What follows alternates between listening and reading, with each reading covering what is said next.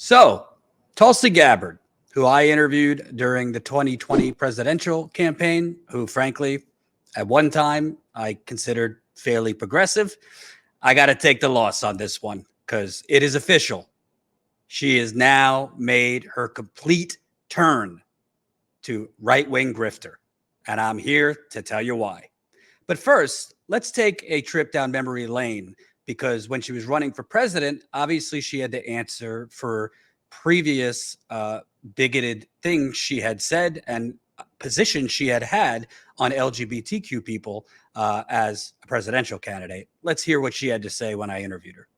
Got a pretty conservative thinking family, and your father had a group that was for gay conversion therapy and, was fighting in Hawaii against civil unions, things like that. So I want to ask you, obviously, people have a right to change, but, I criticize Hillary Clinton for political expedience in changing politically to be for same-sex marriage. So why did your views change as far as gay marriage, homosexuality in general, and why should people think it's not just political expediency?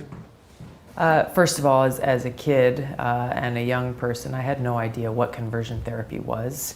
I was raised in a very conservative family. I held views then that I no longer hold. And those are views and things that I said and did that I regret very much. And I've apologized for that, and I will continue to apologize for whatever pain or hardship that I caused. Through my deployments to the Middle East, I saw and experienced firsthand the oppression and the hardship that's caused when you have a government that tries to act as a moral arbiter for their people. This is on LGBT people, on women, on people of other religions or minority religions.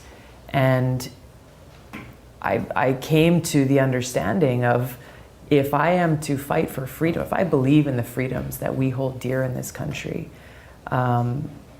those freedoms are for everyone. And I came back from those deployments, I came back from those experiences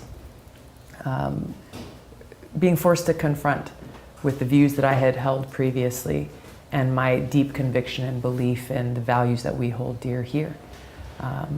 Throughout my over 6 years in Congress, my record reflects that change, that what is in my heart, my commitment to fighting for freedom, my commitment to fighting for equality for all people. I have a 100% rating from the Human Rights Campaign.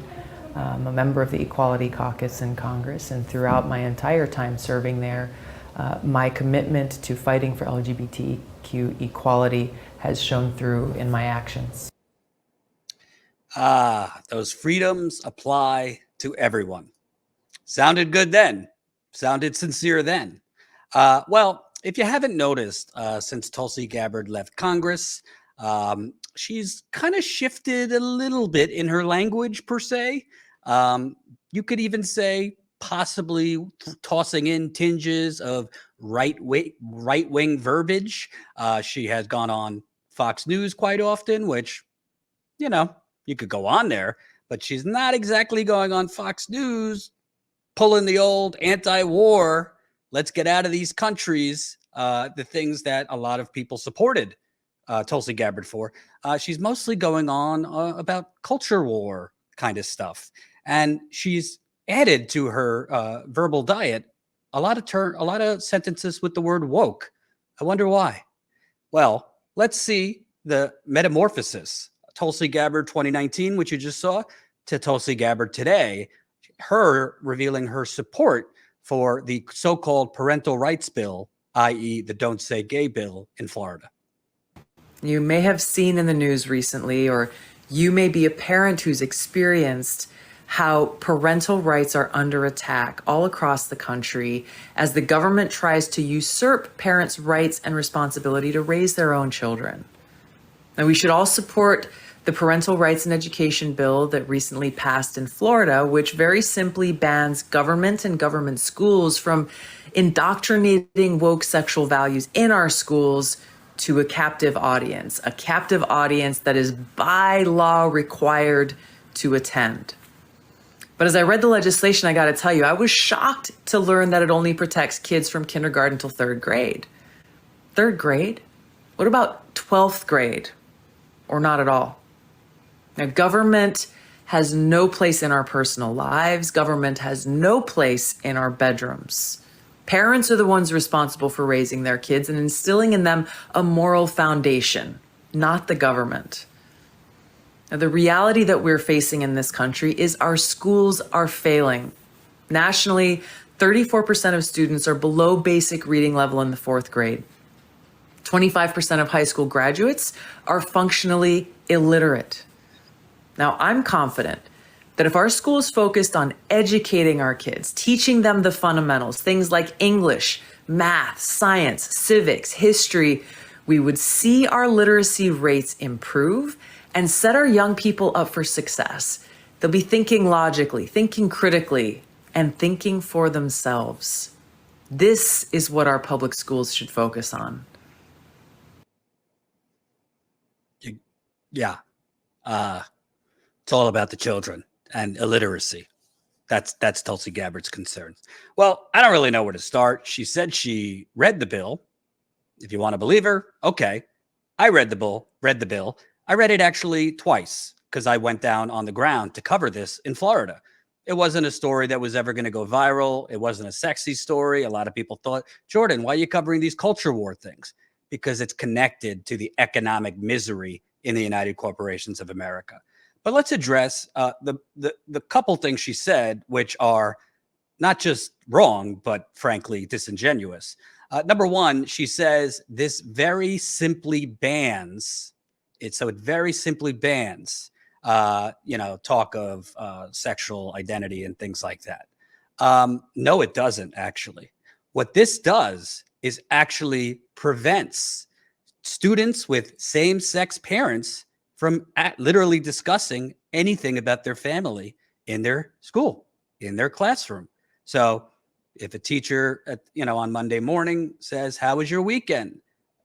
And to an individual student or the classroom, basically you have LGBTQ students who would have to think twice or might be told by their parents, don't discuss anything we do as a family, because if you say that to the teacher, another parent could then sue the school district for you sharing details about anything to do with your family that has either two moms or two dads. Is that what she's talking about when she says it very simply bans discussion of sexual identity? And then when she talks about a captive audience, that's basically anti-LGBTQ dog whistles. So you're saying the kids are a captive audience, and because they're a captive audience, any discussion on the fact that homosexuality exists, or what I just said, which was a student might have same-sex parents or siblings that are gay or whatever, that might, I don't know, indoctrinate them or make them gay. That's what she's inferring when she says a captive audience. Like, kids are so impressionable that they could become gay through discussion in school, which, by the way, to be clear, is not even happening. There is no crisis in schools of discussion about LGBTQ issues, or as Governor DeSantis, his press secretary, had said, which Tulsi Gabbard conveniently left out. Governor DeSantis, his press secretary, literally called this an anti-grooming bill. The sponsors of this bill in the past have compared same-sex parents to child abuse. I guess Tulsi Gabbard didn't read up on that. Then she says about it is indoctrinating woke sexual identity. Where's the indoctrination? Are we changing? Are we changing? The curriculum from people reading Huckleberry and Finn, I think that's the name, to some gay noir novel? What is the woke indoctrination going on? This term woke, which I think is significantly overused, is really code for bigotry. And what she is supporting is a bigoted bill. And by the way, she's wrong, completely wrong, because she says in that video, it doesn't go far enough. I was disappointed that it only stops at the 3rd grade. Well, it doesn't actually only stop at the 3rd grade. Let's listen to my conversation with Florida Congresswoman Ana Escamani, who details very clearly the language in this bill is so vague that it could go all the way through grade school. First of all, it's not even accurate. His depiction of the bill is not accurate. It is not only K to 3rd grade, but then it has the word or in it. And honestly, if it was just kindergarten to 3rd grade, I feel like there could have been, less outrage around that, because we could try to work with the bill sponsor to see if there was a way to ensure that at least there's protections for kid conversations around these topics. But the word or is in the bill. I don't care how many times these hyper-conservative voices want to ignore that. The word or is in the bill, and it says, or whenever not deemed age appropriate. That is not even defined, meaning that the Department of Education, which already removed anti-LGBTQ plus bullying curriculum from their website in December of 2021, would be the ones to decide when is it age appropriate to acknowledge that LGBTQ plus people exist. And keep in mind that we've made such progress in academic settings around non-discrimination policies, which this one is clearly in the face of that. And we've also have to address the high suicide rates among our young people, which is 4 times worse for children who identify as LGBTQ+. So what's interesting is not only does the language intentionally keep it vague or age appropriate, Tulsi Gabbard, in her little woke diatribe, is talking about government should have no place in our schools, even though teachers are not technically government officials. Anyway, government should have no place in our schools or our bedroom or anything like that. Well, who is the one that's going to determine what is age appropriate? The government. Wow, she really read the bill. What a bullshit artist, and frankly, a grifter. So moving on, Tulsi Gabbard is very concerned about illiteracy and underperforming schools. She should be. You know why schools are significantly underperforming, in addition to the $800 billion military and money being diverted from schools? Well, a lot of these school districts, particularly Florida, have had cut after cut after cut by Republican legislatures and, frankly, Democratic governors as well. So Tulsi Gabbard, since you read the bill, what does she have to say for the fact that if Johnny comes to school on Monday and talks about the picnic he and his family had with his 2 daddies, then, Mother Mary, throwing out a name, can scold the school district, further draining school funds to have to defend against frivolous lawsuits. She's so concerned about illiteracy and underperforming schools, she wants to greenlight the deputizing of parents to drain school districts further. You really just can't make this stuff up. But I want to also touch on the most important part of this. I don't want to sound like Nancy Pelosi, because it's Nancy Pelosi, but it's about the children. She's talking about illiteracy. She's talking about kids not learning. Well, kids can't learn if they kill themselves. There is a massive, massive suicide problem in the LGBTQ community, and Florida ranks atop the country in LGBTQ suicide rates. Don't take it from me.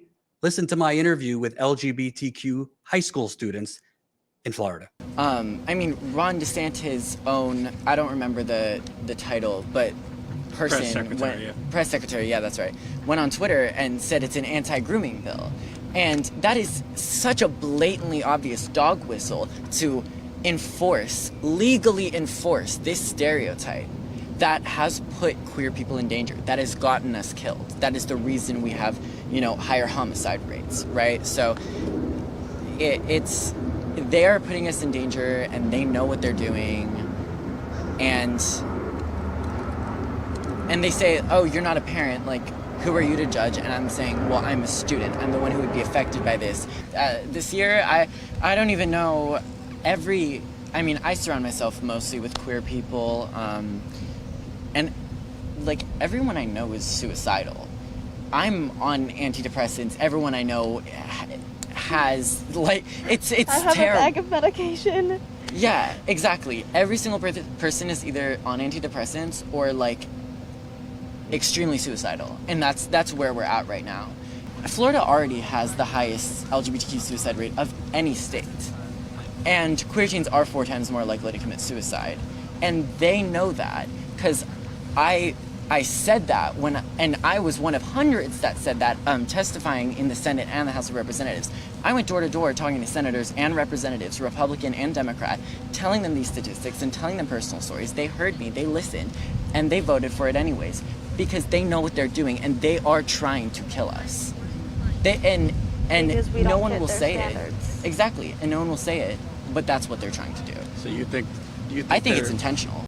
They are trying to kill us. Now, to all the anti-LGBT people out there, or the woke brigade who's going to say, Jordan, you're being dramatic.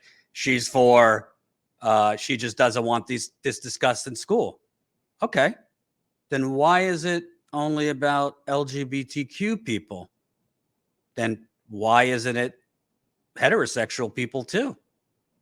Why isn't, our discussions going to be outlawed if a kid announces that his mother's pregnant? Traditional heterosexual parents, well, how does a mom get pregnant? Are we going to discuss that? I don't know. I remember in my grade school, we had to watch a video on sex. I believe it was in 4th or 5th grade. We gonna cut that out too? Tulsi Gabbard, frankly, is a right-wing grifter. I don't think she has any steady principles. Maybe she was anti-war, but if she gets her wish, which I believe is to get on a Republican presidential ticket as a vice president, possibly with Ron DeSantis, maybe Trump, we'll see. I'm going to guess we might start seeing a little less of that anti-war talk too, and a little bit more elevating of her story as a veteran. But at the end of the day, if you think these culture war stories have nothing to do with the United Corporations of America, of the economic injustice, of the economic Hunger Games we live in, trust me, it's all connected.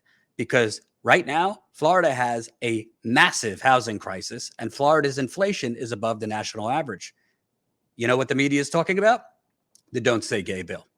You know what the media is talking about? The Stop Woke Act, which is one of these critical race theory boondoggles, which is another thing not even being taught in school.